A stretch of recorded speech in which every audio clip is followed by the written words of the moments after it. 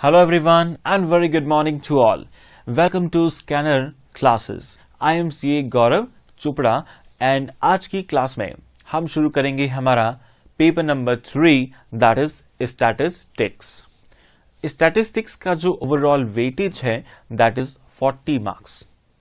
40 marks का हमारा subject है और इस पूरे सब्जेक्ट में जो ओवरऑल नंबर ऑफ चैप्टर्स है दैट इज 9 चैप्टर्स हमारे सिलेबस में है और आज जो चैप्टर हम स्टार्ट करने वाले हैं that is index number.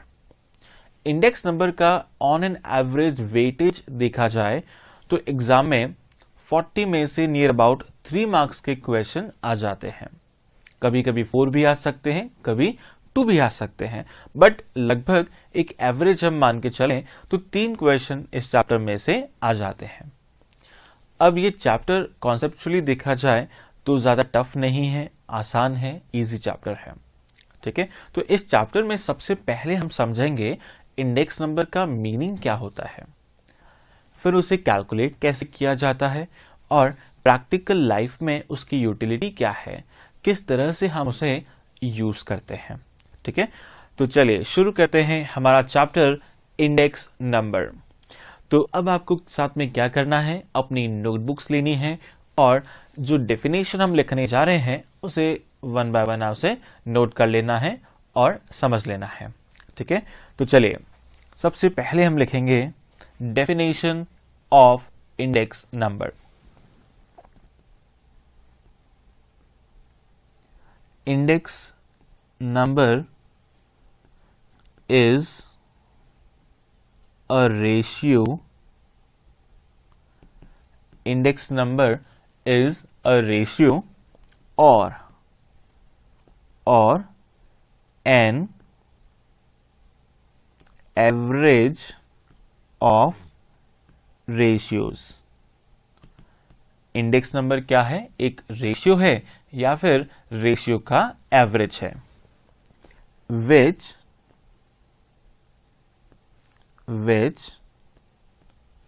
measure change, जो क्या मेजर करता है? चेंज in a variable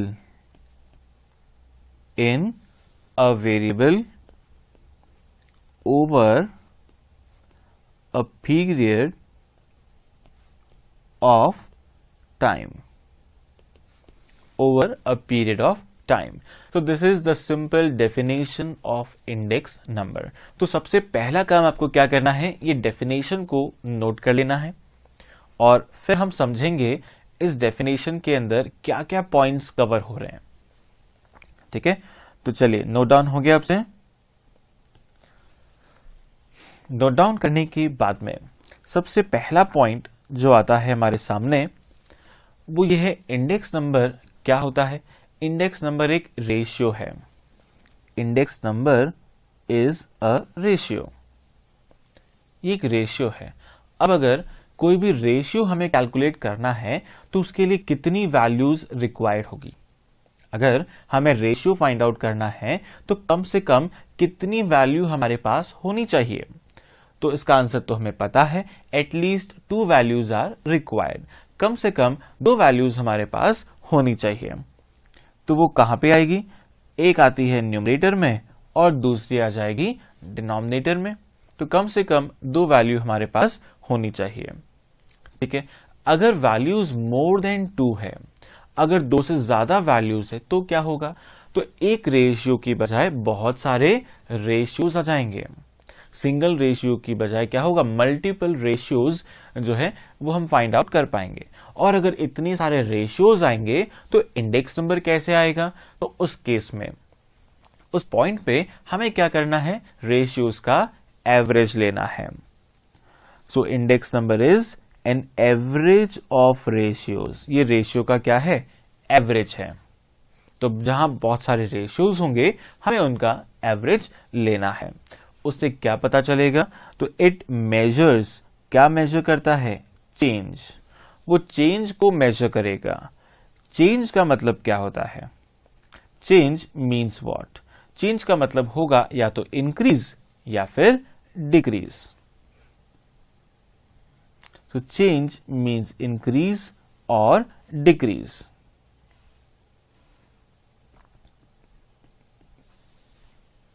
किस में हो रहा है चेंज? इन अ वेरिएबल, एक वेरिएबल में चेंज होगा, एक वेरिएबल में चेंज होगा। अब बात यह आती है व्हाट इज अ वेरिएबल, आखिर वेरिएबल होता क्या है, हम किसे कहेंगे वेरिएबल? तो चलिए सबसे पहले जो स्टूडेंट का आंसर आता है that is X Y Z, किसी भी अल्फाबेट को हम कह सकते हैं वेरिएबल। ठीक है, तो चलिए अब अगर हम इसकी एक्चुअल डेफिनेशन, एक्चुअल मीनिंग को समझें कि वेरिएबल का आखिर मतलब है क्या। Anything having some mathematical value is a variable, ऐसी कोई भी चीज जिसे नंबर में लिखा जा सकता है उसे हम क्या कहेंगे? वेरिएबल। ओके, तो anything having some mathematical value is a variable, उसे वेरिएबल कहा जाएगा। तो इस चैप्टर में हमें कौन कौन से वेरिएबल को स्टडी करना है? इस चैप्टर में हम 3 वेरिएबल स्टडी करेंगे। सबसे पहला आता है price, first one is price. Price के बाद हम पढ़ेंगे क्वांटिटी को, प्राइस के बाद में क्वांटिटी, और जब P एंड Q दोनों को मल्टीप्लाई किया जाए तो क्या आ जाता है? Value. Third one is value. तो ये 3 वेरिएबल्स है इस चैप्टर में जो हमें डिटेल में स्टडी करने हैं। ओके, तो कौन कौन से हो गए? Price, quantity and value. Index number क्या मेजर कर रहा है? रेशियो या average of ratio, which measure change किसमें? In a variable. कब? Over a period of time, over a period of time. अब ये टाइम पीरियड कैसा होगा? This time period is normally yearly.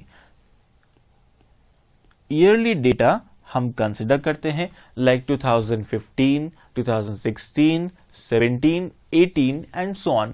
तो इस तरह से हम डेटा को कलेक्ट करते हैं और एक रेशियो यानी कि इंडेक्स नंबर को फाइंड कर लिया जाता है।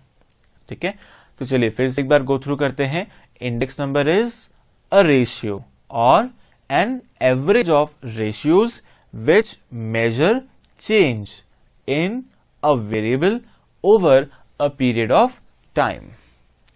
तो इंडेक्स नंबर निकालने के लिए हमें एटलीस्ट 2 वैल्यूज रिक्वायर्ड है, यानी कि हमें 2 साल का कम से कम डेटा रिक्वायर्ड है। अगर 2 साल का डेटा नहीं है तो फिर हम इंडेक्स नंबर कैलकुलेट नहीं कर पाएंगे। तो इसलिए 2 साल का डेटा हमारे पास होना चाहिए for calculation of index number. Okay, अब बात आती है ये 2 इयर्स कौन से होंगे, ये 2 साल कौन से होंगे जहां से हम इंडेक्स नंबर कैलकुलेट कर पाएंगे। तो ये 2 साल है, first one is base year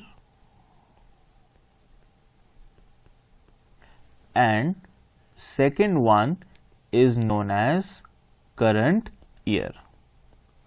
तो ये 2 इयर्स का डेटा हमें रिक्वायर्ड है। कौन सा? One is the base year and other one is current year. अब ये बेस ईयर क्या होता है? तो चलिए बेस ईयर को समझते हैं।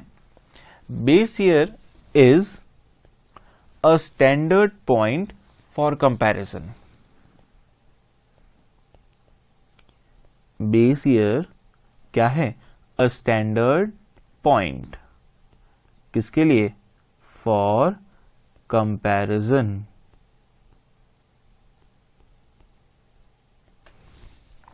बेस ईयर एक स्टैंडर्ड पॉइंट है कंपैरिजन के लिए, जो कंपैरिजन करने के काम में आता है। तो अगर हमें कोई भी इंडेक्स नंबर निकालना है तो एक प्राइस को, एक वैल्यू को हम कंपेयर करेंगे, तो जिसके साथ में कंपैरिजन किया जाता है उसे हम कहेंगे बेस ईयर। तो करंट ईयर क्या होगा? The year which is compared with base year is known as current year. Year which is compared with base year, ऐसा ईयर जिसका कंपैरिजन हम बेस ईयर के साथ में करते हैं उसे कहा जाएगा करंट ईयर। ठीक है, तो अभी तक हमको क्या समझ आया? बेस ईयर का मतलब एक स्टैंडर्ड पॉइंट है जिसके साथ हमें कंपैरिजन करना है। और करंट ईयर क्या है? जिस ईयर को हम बेस ईयर के साथ में कंपेयर करेंगे उस ईयर को कहा जाएगा करंट ईयर। ठीक है, अब आगे और डिस्कस करते हैं कि हमारा बेस ईयर का सिलेक्शन कैसे होगा, हमें किस ईयर को बेस मानना है या बेस ईयर की कैरेक्टरिस्टिक्स क्या होने चाहिए। तो चलिए, सबसे पहला पॉइंट जो हमें ध्यान रखना है, बेस ईयर। बेस ईयर कैसा होना चाहिए? Base year must be a normal year. Base year एक नॉर्मल ईयर होना चाहिए।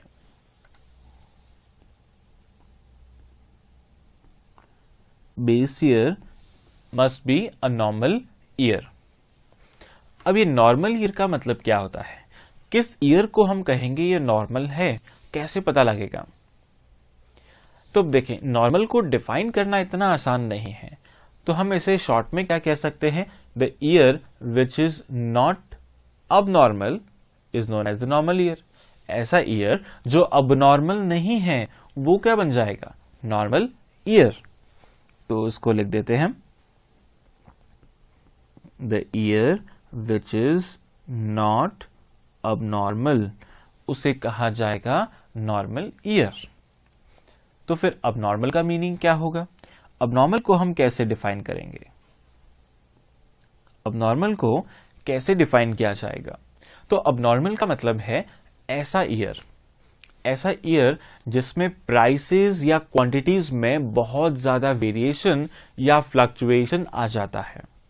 ऐसा ईयर जिसमें प्राइसेस या क्वांटिटी में बहुत ज्यादा वेरिएशन या फ्लक्चुएशन आता है उसे हम क्या कहेंगे? Abnormal year. जैसे अगर किसी ईयर में वॉर हो जाए, वॉर के वक्त क्या होता है? कर्फ्यू लग जाता है एंड मार्केट में गुड्स की सप्लाई नहीं होती है एंड डिमांड बढ़ने लग जाती है, तो उस वजह से मार्केट में ओवरऑल प्राइसिंग बढ़ने लग जाती है। तो किसी भी अबनॉर्मल फैक्टर की वजह से, चाहे वो वॉर है, फ्लड है,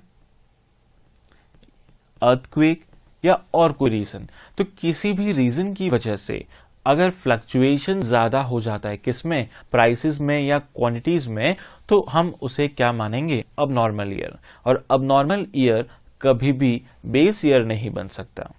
अबनॉर्मल को हम बेस ईयर नहीं मानेंगे।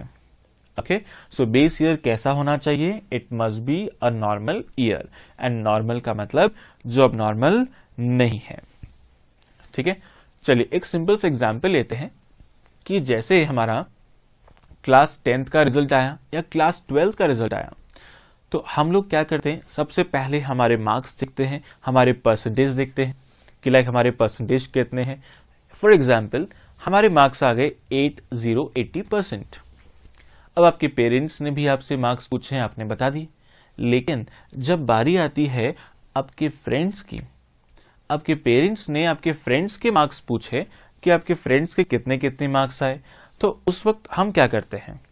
हम हमारे ऐसे फ्रेंड्स के मार्क्स बताएंगे जिनके मार्क्स हमसे थोड़े कम हैं। किसी के 78 है, किसी के 75 है, किसी के 60 भी है। तो वो सारे फ्रेंड्स जिनके मार्क्स हमसे कम हैं उन सब की लिस्ट हम काउंट करवा देंगे। बट अगर कोई फ्रेंड ऐसा है जिसके मार्क्स हमसे थोड़े ज्यादा है, 82, 85 या 90%, उसे तो हम गलती से भी हमारे पेरेंट्स को नहीं बताते हैं, पता है कि कुछ भी हो सकता है। तो इसलिए हम कई बार इस तरह का कंपैरिजन करते हैं। हमारा कंपैरिजन हमारे से जो नीचे है उन फ्रेंड के साथ हम कर लेते हैं। तो this is known as abnormal comparison. तो हमें अबनॉर्मल नहीं, ऑलवेज नॉर्मल के साथ में कंपैरिजन करना है। ओके, चलिए सेकंड पॉइंट, बेस ईयर कैसा होना चाहिए? Base year must be a recent year.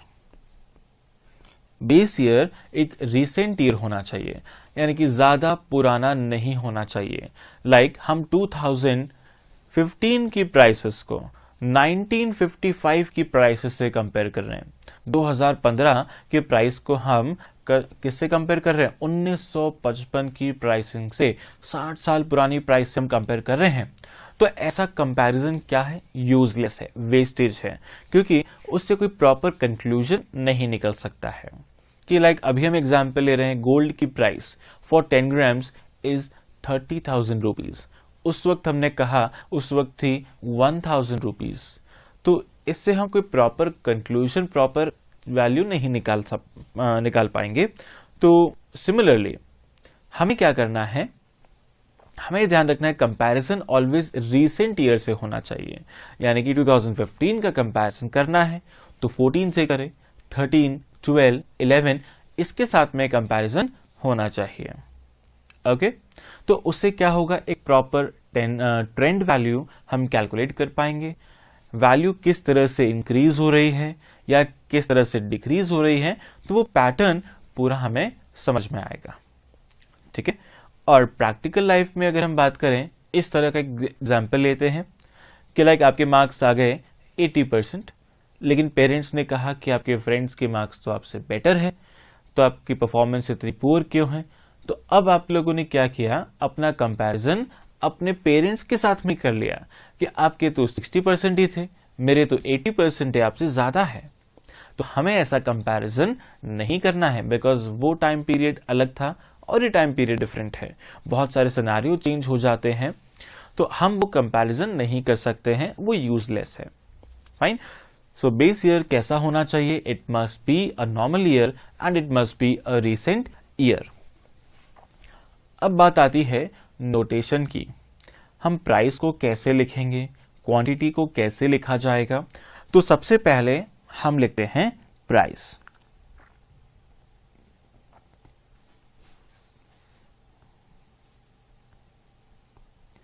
अगर प्राइस हमें लिखनी है किसकी, बेस ईयर की, तो उसे लिखा जाएगा P0। P is for price and 0 is for base year. कहीं भी बेस ईयर है तो हमें क्या लगाना है, 0। प्राइस के लिए हम क्या लिख रहे हैं, P। सिमिलरली अगर करंट ईयर की प्राइस लिखनी है तो हम क्या लिखेंगे, P1। करंट ईयर के लिए 1 यूज किया जाता है, और 1 की बजाय हम और क्या यूज कर सकते हैं, N। We can also write PN। एक ही बात है, 1 and the same thing। So current year के लिए 1 या फिर N का यूज हो सकता है, बेस ईयर के लिए यूज होता है 0। सिमिलरली क्वांटिटी अगर हमने लिखना है बेस ईयर के लिए तो लिखेंगे Q0, एंड अगर प्राइस हमें अगर क्वांटिटी हमें लिखनी है फॉर करंट ईयर तो लिखा जाएगा Q1। देन वैल्यू अगर लिखना है फॉर बेस ईयर तो V0 and value for current year is V1। ठीक है, ये हो गए हमारे नोटेशन। इस तरीके से हम इन्हें लिखेंगे। अब बात आ रही है इंडेक्स नंबर हम किसके लिए फाइंड करते हैं, फॉर बेस ईयर या फॉर करंट ईयर। तो बेस ईयर जैसा कि हमने पढ़ा है एक स्टैंडर्ड पॉइंट है, तो बेस ईयर का इंडेक्स नंबर हमेशा फिक्स होता है। बेस ईयर का इंडेक्स नंबर हमेशा से फिक्स है, और वो कितना है, 100। तो लिख लेते हैं, index number of base year is always taken as 100। Index number हमेशा कितना लिया जाएगा, 100। ये फिक्स है। बेस ईयर का इंडेक्स नंबर ये ऑलवेज होगा 100। तो हमें किसका इंडेक्स नंबर फाइंड आउट करना है, हमें फाइंड आउट करना है करंट ईयर का। हमेशा करंट ईयर का इंडेक्स नंबर हमें फाइंड आउट करना होता है। ओके, ये तो लिखा हमने फर्स्ट पॉइंट। सेकेंड पॉइंट और क्या लिख सकते हैं हम, index number is expressed. Index number is expressed in terms of percentage। Index number हमेशा परसेंटेज की टर्म्स में लिखा जाता है। इंडेक्स नंबर जो भी होगा वो ऑलवेज आएगा in terms of percentage. Okay, so यहाँ तक अभी तक जो भी हम पार्ट कर रहे हैं ये सारा बेसिक है, जो कि बहुत ज़रूरी है इस पूरे चैप्टर के लिए। ठीक है, तो हमने बेस ईयर को पढ़ लिया और करंट ईयर को पढ़ लिया। अब बात आ रही है इंडेक्स नंबर की। तो इंडेक्स नंबर चैप्टर में हमें कौन कौन से इंडेक्स नंबर कैलकुलेट करने हैं। सबसे पहला आता है price index number, price index number. Second हम करेंगे कौन सा, quantity index number. And third will be value index number. Value कैसे आता है, प्राइस इंटू क्वांटिटी। जब हम प्राइस को क्वांटिटी से मल्टीप्लाई करेंगे तब आता है वैल्यू। ओके, तो चलिए अब आगे बढ़ते हैं। सबसे पहले हम बात करते हैं प्राइस इंडेक्स के बारे में।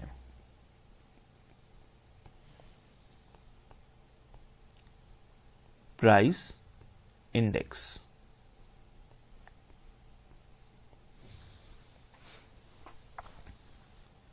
हमने लिखा P01। अब इस P01 का मीनिंग क्या है ये हम समझते हैं। 01, जहां पे 0 मीन्स बेस ईयर और 1 का मतलब है करंट ईयर। तो इसको हम रीड कैसे करते हैं, 1 on 0, 1 on 0। तो इसे अगर फ्रैक्शन फॉर्म में लिखना है तो कैसे लिखा जाएगा, P1 upon P0, P1 upon P0। P1 का मतलब क्या हुआ, price of current year divided bye P0। P0 का मीनिंग है प्राइस ऑफ बेस ईयर। तो price of current year divided by price of base year, ये हम किसे कहेंगे, P01 को। अगर पूछा जाए व्हाट इज P10, तो इसे हम क्या कहेंगे, 0 on 1, 0 on 1, 0 1 के ऊपर है। तो इस बार न्यूमरेटर में क्या लिखा जाएगा, P0 अपॉन में आ जाएगा P1, P1। सो इस बार न्यूमरेटर में price of base year divided by price of current year, base year upon current year. Okay, अब अभी जस्ट हमने क्या पढ़ा था कि इंडेक्स नंबर हमेशा एक्सप्रेस होता है इन टर्म्स ऑफ परसेंटेज। तो अगर हमें परसेंटेज में कैलकुलेट करना है तो हम किससे मल्टीप्लाई करेंगे, 100 से। तो हमने मल्टीप्लाई किया 100 से। सो P1 अपॉन P0 इंटू 100, ये बन गया हमारा एक basic formula for calculation of index number. Index number को फाइंड आउट करने का सबसे basic formula P1 upon P0 into 100। Fine, ये है प्राइस इंडेक्स नंबर। अब इस फॉर्मूले को अप्लाई कैसे करते हैं ये समझते हैं with the help of one example.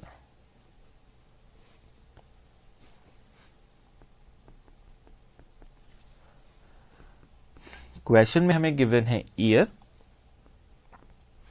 2013, 14 and 15. Price is rupees 10, 12 and 15. ये हमें दे रखी है प्राइस। फाइंड आउट क्या करना है, इंडेक्स नंबर। इंडेक्स नंबर हमें फाइंड आउट करना है। तो सबसे पहले क्वेश्चन में हमें क्या देखना है कि बेस ईयर कौन सा है। कुछ भी गिवन नहीं है, तो जो सबसे पहला ईयर है, फर्स्ट ईयर है, उसे हम क्या कहेंगे, बेस ईयर। तो इस गिवन केस में बेस ईयर इज 2013। 2013 को हम क्या कह रहे हैं, बेस ईयर। एंड इस 2013 की प्राइस, इसे क्या कहा जाएगा, P0, price of base year. 10 क्या है, प्राइस ऑफ बेस ईयर। अब बात आ रही है इंडेक्स नंबर की। तो 2013 का इंडेक्स क्या लिखेंगे, तो अभी जस्ट हमने पढ़ा है index number of base year is always taken as 100। ये तो फिक्स हो गया, कितना 100 2013 के लिए। अब बात आ रही है 14 की। तो 14 का इंडेक्स नंबर हमें फाइंड आउट करना है। कैसे फाइंड आउट होगा? हमें कंपेयर करना है इसको बेस ईयर के साथ में। तो जिस ईयर का इंडेक्स नंबर हम फाइंड आउट करते हैं उसे कहा जाएगा करंट ईयर। तो 14 है हमारा करंट ईयर, और करंट ईयर की प्राइस को हम कहेंगे P1। तो P1 कितना है? 12। तो अब हमारा फॉर्मूला अप्लाई करते हैं। P1 12 अपॉन P0 10 इंटू 100 कितना आ जाएगा? 120। 120, this is the price index for the year 2014. Similarly, 2015 का हमें फाइंड आउट करना है। तो 15 इस बार क्या है? Current year, and current year की प्राइस कितनी हो गई? 15। अब इस 15 का कंपैरिजन हमें करना है। किससे करेंगे? 12 के साथ या 10 के साथ? ऑलवेज बेस ईयर के साथ ही होगा कंपैरिजन। तो बेस ईयर की प्राइस हमें गिवन है 10, तो 15 अपॉन 10 इंटू 100 कितना आएगा? 150। 150। तो ये आ गया हमारा index number for the year 2015। Okay, एक और ईयर हम लिख देते हैं 2016। इस बार प्राइस है ₹9।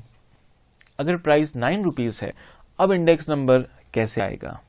तो फिर से वही formula, 9 which is the price of current year divided by price of base year 10 into 100। So answer is 90। Index number आ गया 90। ओके, अब यहां से हमें यह समझना है इंडेक्स नंबर रिफ्लेक्ट क्या करता है, ये हमें क्या बताना चाह रहा है। तो 2013 का इंडेक्स है 100 एंड 2014 का इंडेक्स है 120। तो कितना चेंज हुआ है हमें ये देखना है। What is the change? इनमें चेंज कितना हुआ है? तो चेंज इज 20%। 20% से प्राइसेस इंक्रीज हुई है। तो जब इंडेक्स नंबर बढ़ता है यानी कि प्राइसेस इंक्रीज होती है, बढ़ती है, तो प्राइसेस इंक्रीज बाय 20%। जब इंडेक्स नंबर 150 हो गया तब हम क्या बोलेंगे? प्राइसेस कितनी राइज हो रही है, 30% या 50%? सोच के बताइए, प्राइसेस कितनी राइज हुई है, 30% या 50%? Correct answer is 50%। 50% क्यों? क्योंकि हमें कंपैरिजन करना है ऑलवेज बेस ईयर के साथ में। 100 से कंपेयर करेंगे, 120 से कंपैरिजन नहीं होगा। सो 2015 में ओवरऑल अगर हम बात करेंगे तो प्राइसेस इंक्रीज हो गई बाय 50%। एंड 2016, तो 16 का भी कंपैरिजन होगा 2013 के साथ में। यहां हम कहेंगे प्राइसेस कम हुई है बाय 10%। महंगाई कम हो गई कितने से? 10% से। तो इस तरीके से इंडेक्स नंबर कैलकुलेट किया जाता है। फाइन, अभी सिर्फ हमने बेसिक फॉर्मूले से सॉल्व किया है, आगे जाके हम डिफरेंट फॉर्मूलेस को डिस्कस करेंगे। ओके, चलिए ऐसा एक और क्वेश्चन लेते हैं ताकि ये हमारा जो बेसिक कॉन्सेप्ट है, बेसिक फंडा है, वो थोड़ा सा क्लियर हो जाए।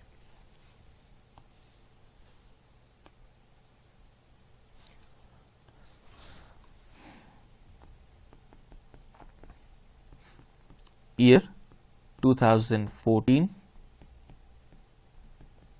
and price is ₹20. 2015, 22, 2016, 30, 2017, 28। ये सारी प्राइस हमें गिवन है। आपको क्या करना है? सिंपली इंडेक्स नंबर कैलकुलेट करना है। तो चलिए ट्राई करके बताएं क्या होगा। और बेस ईयर कुछ नहीं गिवन है, तो 2014 इज द बेस ईयर। तो 2014 की प्राइस को हम कहेंगे price of base year P0। तो चलिए फटाफट से कैलकुलेट कर लें। अगर आपकी कैलकुलेशन फास्ट है तो अब तक आपने ये चारों फिगर्स कैलकुलेट कर लिए होंगे। कोशिश करके आपको अपनी कैलकुलेशन स्पीड बहुत बढ़ानी है, इंप्रूव करनी है, और कैसे इंप्रूवमेंट होगा वो हम क्लास में डिस्कस करते रहेंगे। चलिए 2014 का इंडेक्स नंबर कितना आ गया है, क्योंकि 14 है हमारा बेस ईयर और बेस ईयर का इंडेक्स नंबर फिक्स है, that is always 100। 2015 current year की price 22 divided by base year 20 into 100 कितना 110। नाउ 2016 प्राइस है 30 upon 20 into 100 150 and last 28 upon 20 into 100 140। तो ये हो गए इंडेक्स नंबर। ओके, तो ये सब हमने फाइंड आउट किया है P01 प्राइस इंडेक्स नंबर। तो P10 का क्या यूज है? P10 का यूज बहुत लिमिटेड है।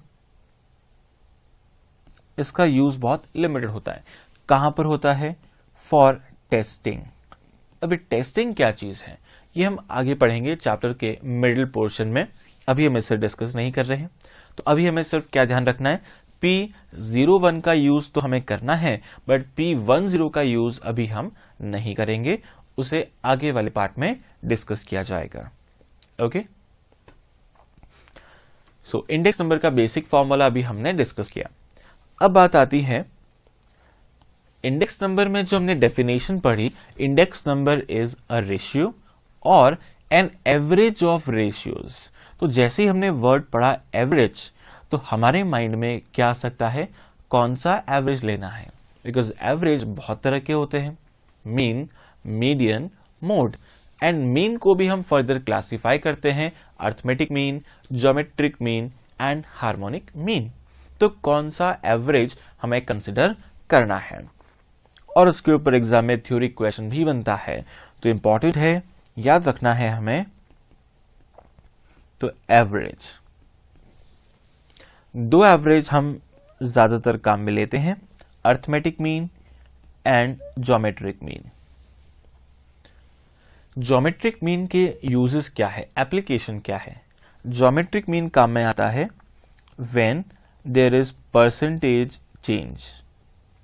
अगर कहीं भी हमें परसेंटेज चेंज फाइंड आउट करना है, like percentage increase in sales, percentage increase in population, percentage decrease in purchases and so on, तो कहीं भी हमें परसेंटेज चेंज फाइंड करना है, हम यूज करेंगे ज्योमेट्रिक मीन।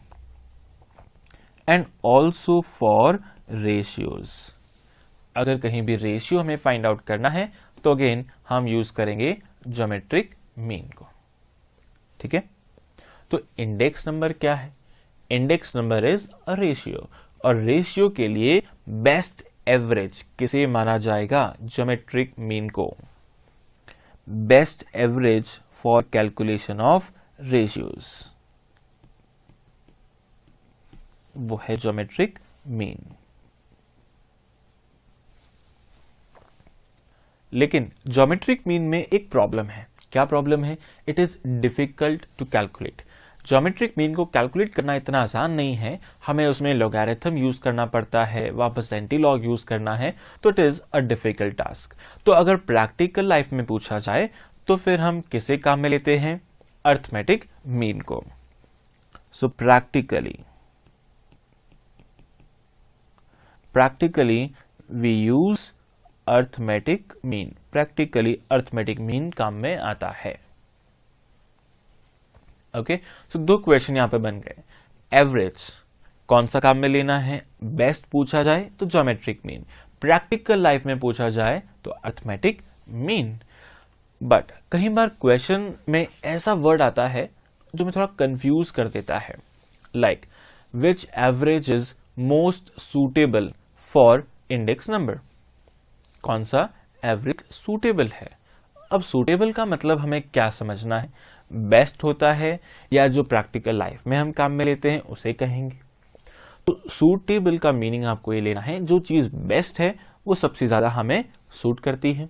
तो इसलिए जहां भी सूटेबिलिटी का पॉइंट आएगा वहां पर हम कहेंगे geometric mean is used, GM को हम यूज करेंगे। ओके, अब नेक्स्ट पॉइंट आता है methods for calculation of index number. तो मेथड कौन कौन से होते हैं? There are two main methods, first is simple and second one is weighted. Simple method कब काम में लेना चाहिए? जहां पर एक ही वेरिएबल है, एक ही कमोडिटी है, तो हम ऑलवेज यूज करेंगे सिंपल मेथड। बट जहां पर मोर देन वन कमोडिटीज है, अलग अलग कमोडिटीज है, तो ऐसे केस में क्या होगा? तो ऐसे केस में हमें यूज करना चाहिए वेटेड मेथड। लाइक अभी जो हमने एग्जाम्पल लिया है उसमें हमें क्या गिवन था? प्राइसेस ऑफ डिफरेंट ईयर्स, लेकिन कमोडिटी एक ही थी। सिंगल कमोडिटी की डिफरेंट प्राइसेस गिवन थी। बट अगर मल्टीपल कमोडिटीज है विद मल्टीपल ईयर्स, तो फिर हम कैसे सॉल्व करेंगे? लाइक हमें गिवन है wheat, राइस एंड बाजरा, ये 3 डिफरेंट कमोडिटीज हैं। अब इनकी अलग अलग प्राइसेस हमें गिवन है 2015 एंड 2017 में। अब कुछ भी जो भी इनकी प्राइसेस है वो हमें गिवन है। अब इंडेक्स नंबर हम कैसे निकालेंगे?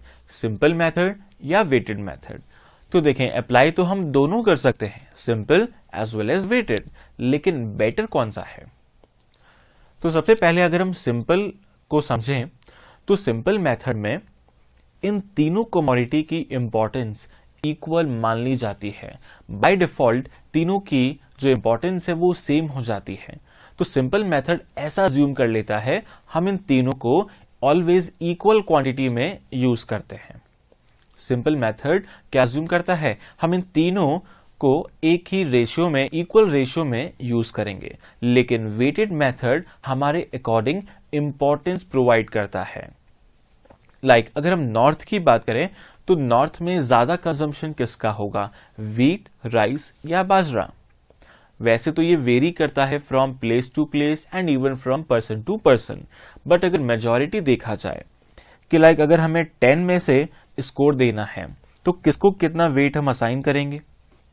तो इसमें हो सकता है हमारा वेट व्हीट को जाए 7, राइस के लिए 2 एंड बाजरा के लिए 1। बट ये फिक्स नहीं है, ये पर्सन टू पर्सन वेरी होगा। लेकिन अगर हम साउथ की बात करें, साउथ, क्या वहां पर भी कुछ ऐसा ही वेट होगा? नहीं, साउथ में राइस को प्रेफरेंस ज्यादा मिलती है, तो वहां 8 है। बाजरा शायद वहां उन्हें पसंद नहीं है, अवेलेबल नहीं है, या फिर डाइजेस्ट नहीं होता। और बात आती है व्हीट की, तो व्हीट का वेट हो गया 2। तो अब क्योंकि सबके वेट्स अलग अलग है तो इंडेक्स नंबर डिफर करेगा। तो ऐसे केस में सिंपल मेथड ने तो इक्वल अज्यूम कर लिया था, बट उससे आंसर अप्रोप्रिएट नहीं आएगा। तो ऑलवेज हमें क्या करना है? वेटेड मेथड को यूज करना है। Weight shows importance of the commodity. किस कमोडिटी की ज्यादा इंपॉर्टेंस है वो हमें वेट बताता है। ठीक है, तो अभी सिर्फ हमें इसको थ्योरेटिकली डिस्कस किया है, आगे जाके हम इसका प्रैक्टिकल एग्जाम्पल भी लेंगे। ठीक है, सो मेथड्स में one is simple and other one is weighted. दोनों के कंपैरिजन में वेटेड मेथड ज्यादा अप्रोप्रिएट है, बेटर है। ओके, चलिए अब नेक्स्ट हम बात करते हैं कि अभी तक जो हमने पार्ट डिस्कस किया है उसे एक बार फास्ट रिकैप कर लेते हैं और फिर उसके बाद में नेक्स्ट क्लास में हम आगे बढ़ेंगे। तो सबसे पहले हमने आज क्या डिस्कस किया है? Index number is a ratio और an average of ratios which measure change in a variable over a period of time. Then at least 2 values are required. One is for base year and second current year. Base year क्या होता है? Base year is a standard point किसके लिए? For comparison. And current year क्या होगा? The year which is compared with base year is known as current year. फिर हमने पढ़ा बेस ईयर कैसा होना चाहिए। Base year must be a normal year. Base year एक नॉर्मल ईयर होना चाहिए। नॉर्मल का मतलब क्या होता है? नॉर्मल मीन्स जो अबनॉर्मल ना हो, विच इज नॉट अबनॉर्मल। तो अबनॉर्मल कैसे डिफाइन होता है? The year which is not affected by war, flood, famines. अगर कोई ईयर अफेक्ट हो गया वॉर, फ्लड, फेमाइन से, तो उसे कह देंगे अबनॉर्मल ईयर। और अबनॉर्मल ईयर को कभी भी बेस ईयर नहीं लिया जाता। Second one is recent year. Comparison हमेशा रीसेंट से करना है, बहुत ज्यादा पुराने ईयर के साथ कंपैरिजन नहीं करना है। अब रीसेंट का मीनिंग क्या होगा? 3 years, 5 years या 10 years, ये कुछ भी फिक्स नहीं है। It can vary from case to case. Okay, फिर बात आती है नोटेशन की। प्राइस ऑफ बेस ईयर कैसे लिखा जाएगा? P0। Price of current year P1। Quantity of base year Q0 and for current year Q1। Value V0 and V1। इस तरीके से हम लिखेंगे। देन इंडेक्स नंबर किसका फाइंड करना है? बेस ईयर का या करंट ईयर का? करंट ईयर का। तो बेस ईयर का इंडेक्स नंबर ऑलवेज 100 होता है, इट इज फिक्स्ड। तो बेस ईयर का हर जगह कहीं भी वर्ड लिखा है बेस ईयर, तो हम इंडेक्स नंबर लिख देंगे 100। Then index number is always expressed in terms of percentage. हमेशा ये परसेंटेज की टर्म्स में कैलकुलेट होगा। ओके, फिर हमने पढ़ा P01 को। P01 का मतलब क्या होता है? 1 on 0। न्यूमरेटर में कौन आ रहा है? 1 एंड डिनोमिनेटर में 0। तो फॉर्मूले की टर्म्स में क्या लिखा जाएगा? P1 upon P0 multiply by 100। And फिर हमने पढ़ा P10। 10 का मतलब क्या है? 0 on 1। तो न्यूमरेटर में आएगा 0 एंड डिनोमिनेटर में आएगा 1। सो P0 अपॉन P1। बट इसका यूज हमें आगे करना है टेस्टिंग पर्पस के लिए। फिर हमने 2 प्रैक्टिकल क्वेश्चन सॉल्व कर लिए थे इसके ऊपर, और फिर हमने डिस्कस किया एवरेज। इंडेक्स नंबर के लिए बेस्ट एवरेज कौन सा है? Geometric mean, but it is difficult to calculate. तो फिर प्रैक्टिकल लाइफ में हम यूज करते हैं अर्थमेटिक मीन को। फिर बात आती है मेथड्स की। तो सिंपल एंड वेटेड दोनों मेथड अवेलेबल हैं। सिंपल मेथड कम यूज होगा जब सिंगल वेरिएबल है, बट जहां पर मोर देन 1 वेरिएबल है, तो ऐसे केस में it is better to use weighted method. And weights क्या शो करते हैं? Weight shows importance of commodity. कौन सी कमोडिटी कितनी इंपॉर्टेंट है, ये हमें वेट शो कर देते हैं। ठीक है, तो अभी हमने सारा बेसिक पार्ट किया है इंडेक्स नंबर का। इसको आप फिर से एक बार गो थ्रू करें, और नेक्स्ट क्लास में हम इसके कुछ नए फॉर्मूलेज, नए कॉन्सेप्ट्स डिस्कस करेंगे। Okay, so till then, bye bye, take care, see you soon.